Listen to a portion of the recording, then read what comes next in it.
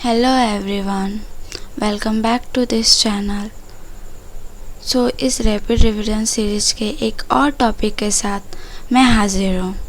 बाकी के टॉपिक का लिंक आपको डिस्क्रिप्शन बॉक्स में मिल जाएगा। इस सीरीज का मेन एम आप सभी के प्रिपरेशन को आसान बनाना है। So let's start. In this video we will cover everything you need to know about scheduled castes, scheduled tribe and backward classes. But before starting, if you are new, make sure to subscribe my channel and hit the notification bell so you never miss out on new content like this. Alright, let's jump right in. Originally हमारे constitution के article 338 schedule caste and schedule tribe के लिए special officer provide करता था, but according to fifth constitutional amendment act 1990 multiple member national commission for schedule caste and schedule tribe को बनाया गया। इसमें बहुत सारे मेंबर है। कितने मेंबर है वो हम लोग आगे पढ़ेंगे। तो एक मल्टी मेंबर नेशनल कमीशन बना schedule caste and schedule tribe के लिए विथ कॉन्स्टिट्यूशनल स्टेटस, ठीक है। फिर उसके बाद और एक अमेंडमेंट एक्ट हुआ 89th कॉन्स्टिट्यूशनल अमेंडमेंट एक्ट 2003, जिसमें national commission for schedule caste and national commission for schedule tribe को अलग अलग किया गया। और ये जो अलग किया गया वो एग्जिस्टेंस में मतलब लागू कब हुआ 2004 में। ये schedule caste and schedule tribe का कॉन्स्टिट्यूशनल स्टेटस है। बैकवर्ड क्लासेस को constitutional status constitutional status 102nd constitutional amendment act 2018 में मिला। और इसमें एक न्यू आर्टिकल ऐड हुआ 338B, और ये यूपीएससी में क्वेश्चन आ चुका है, तो ये इम्पॉर्टेंट है, याद रखिएगा।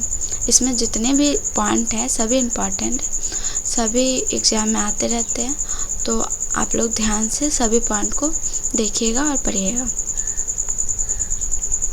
फिर आर्टिकल शेड्यूल कास्ट को आर्टिकल 338 पार्ट 16 में रखा गया है। शेड्यूल ट्राइब को आर्टिकल 338 पार्ट 16 में रखा गया एंड बैकवर्ड क्लासेस को 338B पार्ट 16 में रखा गया। इन सभी का अपॉइंटमेंट प्रेसिडेंट करते हैं by the warrant under his hand and seal. इन सभी में कितने मेंबर होते हैं? एक चेयरपर्सन होता है, एक वाइस चेयरपर्सन होते हैं और 3 अदर मेंबर होते हैं। तो टोटल 5 मेंबर हुए ये सभी बॉडीज में। ओके, इन सभी का टेन्योर कितना होता है? तो जो भी कंडीशन ऑफ सर्विस है एंड टेन्योर ऑफ ऑफिस है, ये सभी डिटरमाइन कौन करता है? हमारे प्रेसिडेंट करते हैं।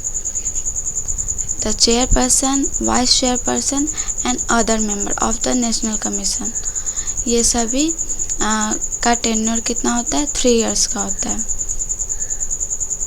और ये फर्दर अपॉइंटमेंट के लिए एक बार एलिजिबल होता है, उसके बाद ये एलिजिबल नहीं होते हैं। मतलब मैक्सिमम ये अपना 2 टर्म मतलब 3 years plus 3 years 6 year complete कर सकते हैं, उसके बाद इनका रीअपॉइंटमेंट नहीं होगा।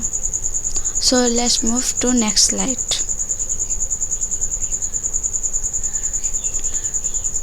पावर, इनके पास सिविल कोड के तरह पावर होता है सर्टेन मैटर्स में, तीनों schedule caste, schedule tribe and backward classes के लिए। और इनके पास एक इम्पॉर्टेंट पावर होता है क्या, कि अपने जो भी प्रोसीड्यूर्स हैं वो रेगुलेट कर सकते हैं, ये इनके पास पावर होता है। फंक्शन, तो फर्स्ट हम लोग पढ़ लेते हैं शेड्यूल कास्ट के क्या क्या फंक्शन है। तो ये प्रोवाइड करते हैं सेफ गार्ड अगेंस्ट अगर शेड्यूल कास्ट या फिर एंग्लो इंडियन कम्युनिटी के का कुछ भी एक्सप्लॉयटेशन होता है उसके अगेंस्ट ये सेफगार्ड प्रोवाइड करते हैं। देन ये ऑल्सो प्रोटेक्ट करते हैं their social, economic, educational and cultural interest को भी। एक बात याद रखिएगा, टिल 2018 कमीशन को, शेड्यूल कास्ट कमीशन जो भी है नेशनल, उसको अदर बैकवर्ड क्लासेस के रिगार्डिंग भी अपना कुछ फंक्शन, सिमिलर फंक्शन डिस्चार्ज करना पड़ता था, बट ये 2018 तक ही था। उसके बाद जैसा कि हम लोगों ने पढ़ा 102nd अमेंडमेंट एक्ट हुआ, जिसके वजह से एक न्यू बॉडी का क्रिएशन हुआ जिसका name national commission for backward classes है, जिसके वजह से आर्टिकल 338B कॉन्स्टिट्यूशन में ऐड हुआ। फिर हम लोग पढ़ते हैं शेड्यूल ट्राइब का क्या क्या फंक्शन है। तो ये मेनली पेशा एक्ट 1919 से मेन करते हैं। इसका ये फर्स्ट ये रिड्यूस एंड अल्टीमेटली एलिमिनेट करते हैं शिफ्ट इन कल्टीवेशन प्रैक्टिस को इन ब्राइडर ट्राइबल, जो हम लोग जो ट्राइबल एरिया में बहुत ज़्यादा होता है उसको रिड्यूस करने का जो भी रिस्पॉन्सिबिलिटी होता है वो national commission for schedule tribe करते हैं। Improve the efficiency and of relief and rehabilitation measure. Schedule tribe के प्रति जितने भी इनका फंक्शन होता है ये उन फंक्शन को करते हैं। Next move to backward classes का क्या क्या फंक्शन होते हैं।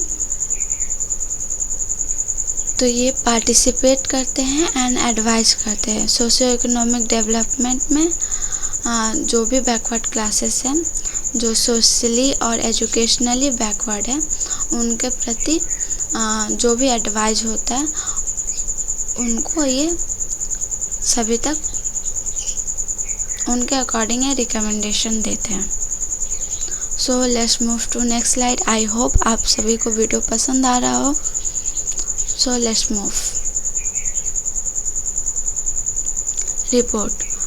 तो schedule national commission for schedule caste, national commission for schedule tribe और बैकवर्ड क्लासेस जो भी इनके मेंबर्स हैं वो सभी अपना एनुअल रिपोर्ट प्रेसिडेंट को देते हैं और प्रेसिडेंट फर्दर ये सभी रिपोर्ट पार्लियामेंट के सामने रखते हैं अलॉन्ग विथ मेमोरेंडम, जिसमें सब एक्सप्लेन किया जाता है कि क्या क्या रिकमेंडेशन है और क्या क्या एक्सेप्ट किया गया है। और जो भी मेन पॉइंट ये याद रखिएगा कि जो भी मेमोरेंडम ये लोग अगर एक्सेप्ट नहीं करते, प्रेसिडेंट एक्सेप्ट नहीं करते या फिर पार्लियामेंट एक्सेप्ट नहीं करते, तो उसके अकॉर्डिंग इनको रीज़न बताना पड़ता है कि क्या रीज़न था कि इन लोगों ने एक्सेप्ट नहीं किया। सो फर्दर ये प्रेसिडेंट जो है वो अपना जो प्रेसिडेंट है वो रिपोर्ट का जो भी कमीशन रिपोर्ट दिए हैं वो फॉरवर्ड करते हैं स्टेट गवर्नमेंट के पास। अगर स्टेट गवर्नमेंट से रिलेटेड कोई रिकमेंडेशन हुआ तो और उसके अकॉर्डिंग उस स्टेट में काम किया जाता है। सो आई होप आप सभी को schedule caste, national commission for schedule caste, national commission for schedule tribe and national commission for backward classes समझ आया होगा। सो आज यहीं तक। आई होप ये आपके प्रिपरेशन में ये वीडियो हेल्प किया होगा। सो आप सब अभी तक इस वीडियो में बने रहें उसके लिए थैंक यू। और वीडियो आपके किसी भी काम आ रही हो, आपके प्रिपरेशन में कुछ भी हेल्प, कुछ भी ऐड ऑन, कुछ भी वैल्यू ऐड कर रही हो तो वीडियो को लाइक, शेयर एंड सब्सक्राइब ज़रूर करें। तो मिलते हैं ऐसे ही किसी नेक्स्ट वीडियो में। तब तक के लिए आप सभी को बाय बाय।